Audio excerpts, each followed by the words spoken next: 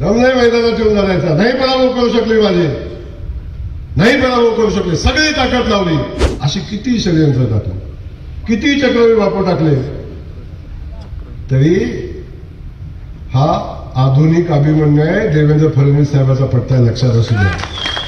जर खरंच मर्दाची औलाद असाल तर एकदा मैदानात येऊन लढा. संघर्ष करणारा, सामान्य माणसाला स्वाभिमानाने उभा करणारा जयकुमार गोरे प्रस्थापिताना बापू नाही चालत. आमदार होऊ नये म्हणून प्रचंड प्रयत्न केले, 20 वर्षापासून प्रयत्न करतात. मंत्री होऊ नये म्हणून केले, मंत्री झाल्यावर पण अशी कळ उठली.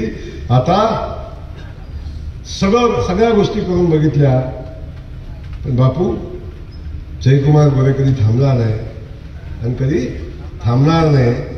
कारण माझ्यासोबत सामान्य माणसाचे मायमाऊलींचे आशीर्वाद आहेत.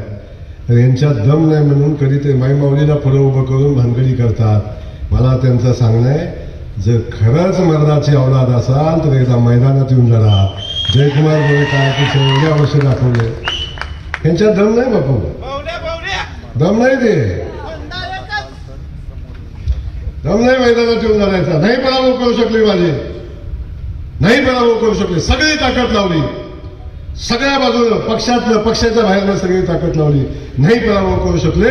तेव्हा षडयंत्र रचण्याचा प्रयत्न केला, पण तेही षडयंत्र, अशी किती षडयंत्र टाकली, किती चक्रव्यूह वापर टाकले, तरी हा आधुनिक अभिमन्यू आहे. देवेंद्र फडणवीस साहेबाचा पट्टा लक्षात असू द्या. सगळी चक्रव्यूह तोडणार, सगळी चक्रव्यूह तोडणार, छाताला उभा राहणार, किती भानगडी करा.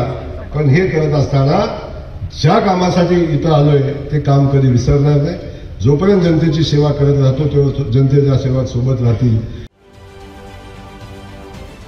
महाराष्ट्रातील सर्व बातम्यांचे विश्वासार्ह व्यासपीठ, सकाळच्या सर्व सोशल मीडिया प्लॅटफॉर्मला लाईक, फॉलो आणि सबस्क्राईब करा. तसंच सर्व नोटिफिकेशनसाठी बेल आयकॉन प्रेस करायला विसरू नका.